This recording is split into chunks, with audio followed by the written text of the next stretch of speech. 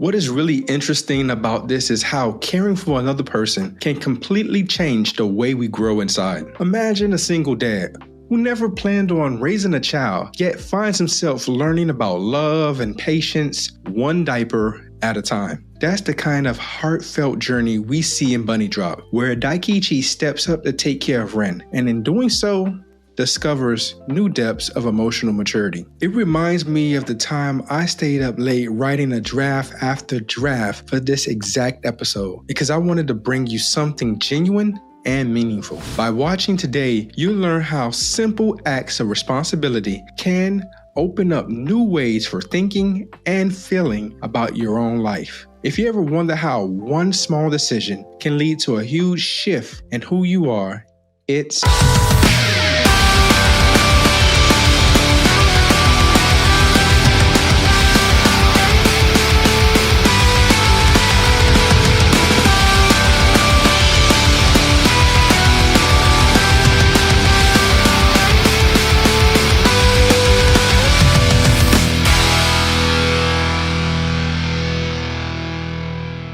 I'm so happy you're here, Zenroku family. Thank you for joining me on this journey of personal growth and community building. We really are in this together. Have you ever felt like you're learning about yourself every time you help someone else? That's exactly how I feel when I think about all the moments I realize the power of just being there for others. So today, I'm excited to welcome you to Momentum Mondays on Zenroku Podcast Network. And by the way, I'm your host, Michael Yerby, a personal development enthusiast and anime junkie. Please show your support by hitting the subscribe, like this video, and sharing it with your friends. Last week, we explored what now and then, here and there, taught us about resilience. We talked about how Shu's determination to protect the people he cared about reveals our own hidden strengths. I'll be honest, the constant struggle, harsh realities in the episode prove that hope can appear in the darkest places if we just keep believing. What we will discuss is the magic of emotional growth. Think about the times you cared for someone else and you felt your own heart change in ways you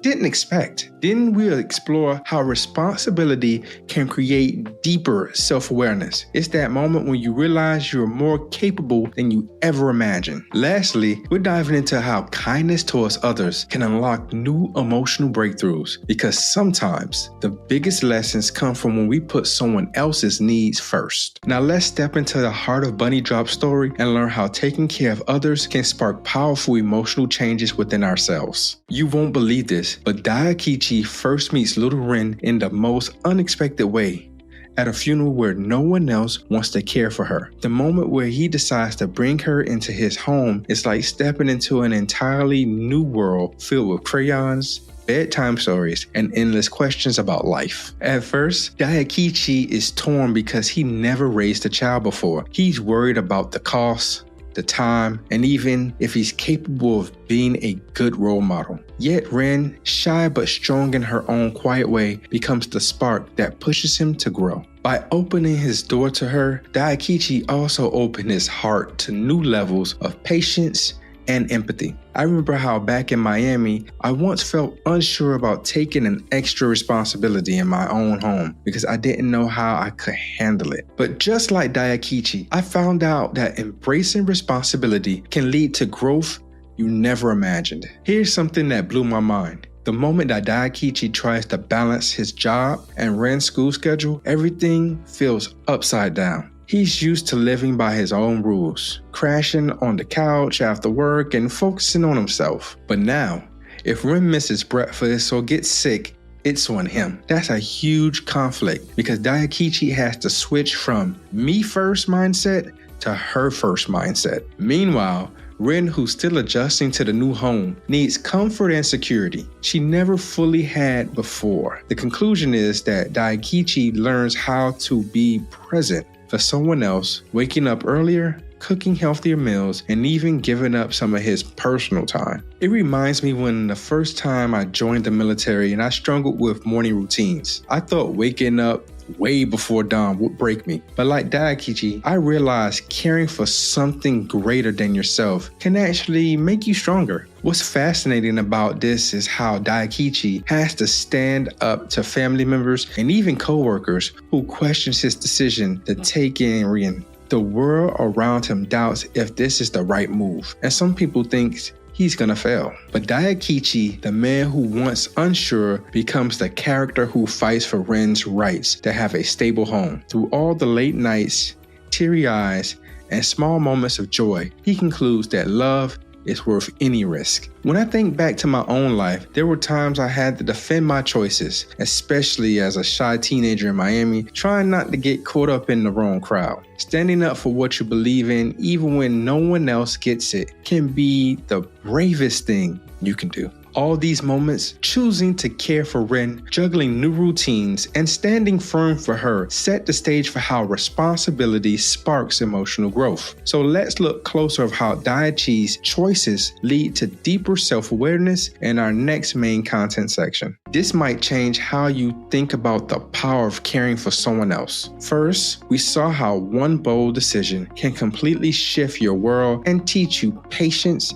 and empathy. Then we explore how balancing new tasks like cooking and helping with homework can push you past your comfort zone, just like waking up early did for me in the military. Finally, we watch how Daikichi stand up for what matters, even when people doubt him, proving that when your heart is set on protecting someone, you find an unexpected strength inside you. Let me paint a picture for you. Daikichi walks Rin to school one morning, and he noticed she's the smallest one in the sea of kids bustling through the gates. The classroom walls are filled with colorful drawings and pictures, an environment Daikichi barely paid attention to before because he became a guardian. Now the conflict here is Daikichi feels out of place among the other parents who seem to have everything figured out. He's juggling the new teacher meetings, school paperwork, and the pressure of making sure Rin fits in socially. Rin, on the other hand, is just learning to trust Daikichi, with always being there when she feels lost. The conclusion is that through these school challenges, Daikichi steps up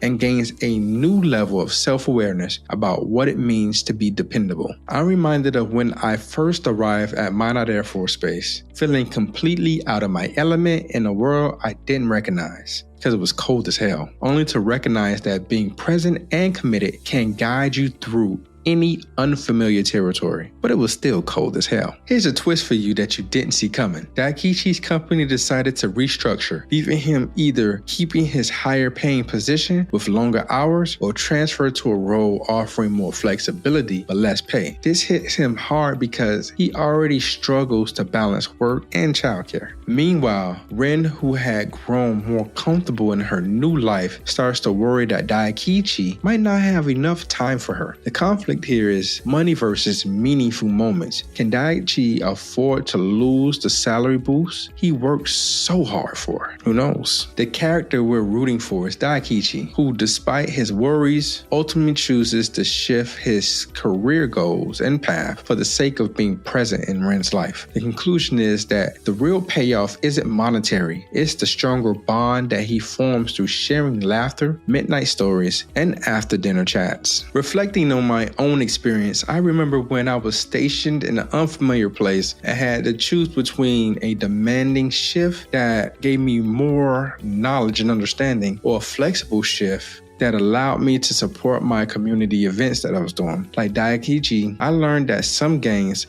are worth more than a paycheck. Now that we've seen how Daikichi's life decisions revolve around understanding what truly matters, time, presence, and genuine connection, let's step back and explore how the emotional breakthroughs that follow in the next main content section guides us. What's fascinating about this is how Daikichi's involvement at Ren School, along with navigating tough career choices, ends up shaping both of them in a profound way. Whether it's him learning to feel more secure in his roles as a parent, or Ren realizing that she has someone in her corner no matter what. These moments prove that that growth often blooms right when responsibility and sacrifice meets. This is gonna sound wild, but there are scenes in Bunny Drop where Daikichi tries to encourage Rin to pursue a small hobby like drawing, only to find that she's worried about bothering him with her interests. The context here is that Daikichi wants Rin to know her own passions matter, but he also has to juggle work and other commitments. The conflict is that Daikichi isn't sure if he can keep giving Rin enough attention while handling his own day-to-day stress. Yet,